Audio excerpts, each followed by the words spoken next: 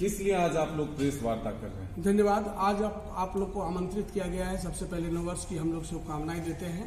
अखिल झारखंड अधिवक्ता संघ जो जनता के हितों के साथ वकीलों के हितों की रक्षा करने वाला एक संस्था है, जो माननीय सुदेश महतो जी के नेतृत्व में हम लोग काम कर रहे हैं। गत दिनों अखिल झारखंड अधिवक्ता संघ का बैठक हुआ था। उसमें झारखंड के जनता लोग अप्रत्याशित फीस वृद्धि जो 400 गुना बढ़ा दिया था, उसके संबंध में उनसे निवेदन किया था कि ये गलत हो रहा है, इसको वापस ले जाए। तो उसी में अधिवक्ता संघ ने एकदम कट्टरता के साथ हम लोगों ने एहसास भी किया, आम जनता भी एहसास किए और दुखी होकर के अधिवक्ताओं के पास आए थे। तो अखिल झारखंड अधिवक्ता संघ जो आजसू का विंग है, इन्होंने वादा किया था कि हम लोग अपना चरणबद्ध आंदोलन करके इसको वापस दिलाने का काम करेंगे, जो 400 गुना ज्यादा है। और उसी निमित्त आज हम लोग बैठे हैं कि गत दिनों झारखंड के मुख्यमंत्री ने एपीपी और जीपी उनके साथ बैठक करके, और जो इनका पेरेंट बॉडी है उनके साथ भी बात नहीं किया, हम लोगों के माध्यम से भी बात नहीं किया, और उन्होंने एक झूठा धोखाधड़ी करने वाला बयान दे करके झारखंड के लोगों को फिर से दिग्भ्रमित करने का काम किया।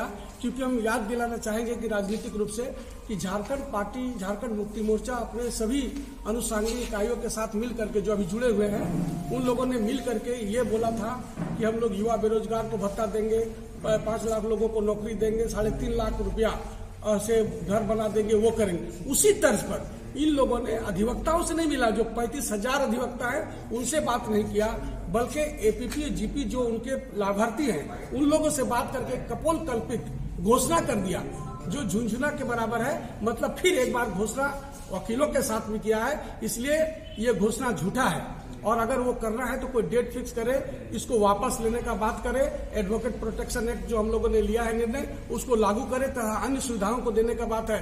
जो झारखंड सरकार अपने अधिवक्ताओं को जो उनके मातहत काम करते हैं उनसे अपना वार्तालाप किया, संवाद किया और वो चले गए। इसलिए हम लोग उसका विरोध कर रहे हैं। अपना समय करें। हम लोग अपना परिचय दे दें। राधेश्याम गोस्वामी, प्रदेश अध्यक्ष अखिल झारखंड अधिवक्ता संघ। ठीक है, अभी को बोल रहे विशाल, नया साल का हार्दिक शुभकामनाएं। आज हम लोग प्रधान कार्यालय में झारखंड सरकार द्वारा अप्रत्याशित ढंग से जो कोर्ट विरोधी किया है उसका पुरजोर विरोध के लिए बैठे हैं और आप लोग को उसी के लिए आमंत्रित किया गया है।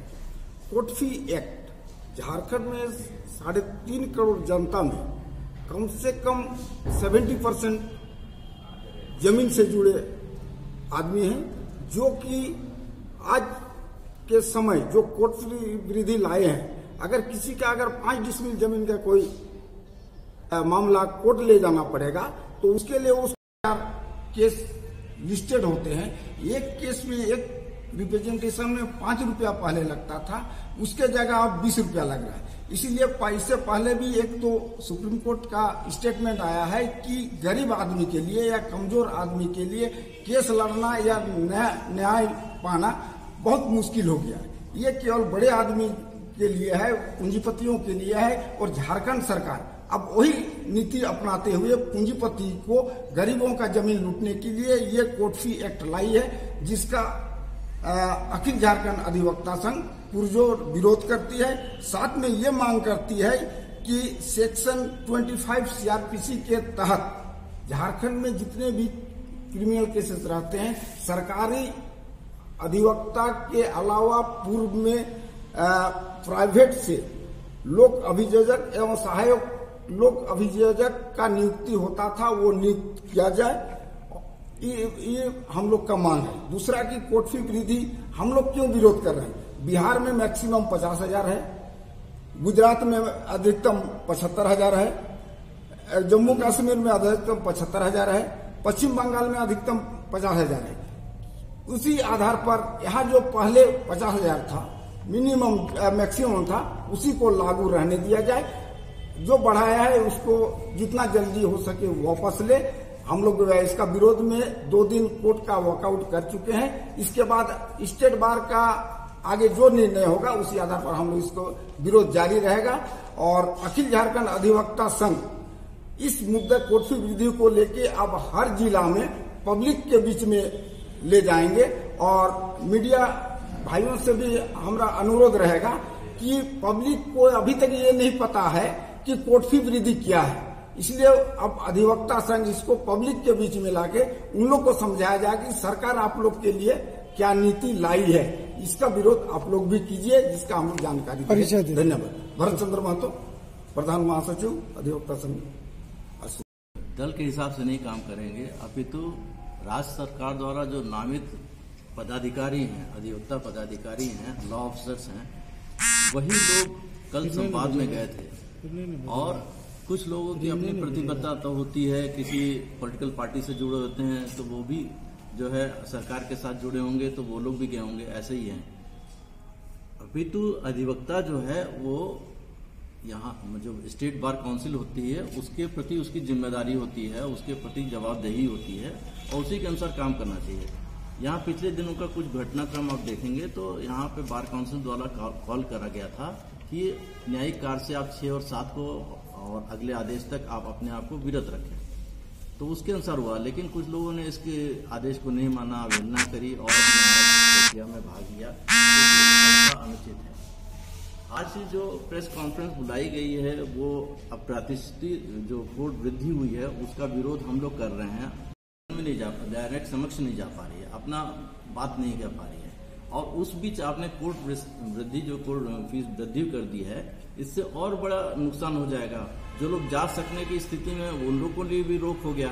तो ये जो है आपने एक तरीके से जनता को अपनी आवाज उठाने से रोकने का काम कर दिया सरकार ने, जो कि है जिसका हम लोग को सबको मिलकर विरोध करना है। राज्य सरकार इसका औचित्य जो है पिछले ही जो अधिनियम लागू कर दिया है इन्होंने, फरवरी 2022 से जो है कोर्ट फीस वृद्धि कर दी है और अभी उसमें जो है कुछ घटाने का प्रस्ताव लंबित है। लेकिन जो घटाने का प्रस्ताव है वो बहुत ही कम है और नगण्य है, अनुचित है और पूर्ण रूप से इसको वापस लेना चाहिए। कोई भी इनके पास कोई स्टडी नहीं है, कोई लॉजिक नहीं, कोई रीजनिंग नहीं, किस परिस्थितियों में इनको बढ़ाना है ये भी नहीं किया है। कल के संवाद से यही परिलक्षित होता है कि इनके पास राजस्व की कमी हो रही है, राजस्व उगाही के लिए ये कोर्ट फीस बढ़ा रहे हैं, जो कि जनता के हित की बात नहीं है।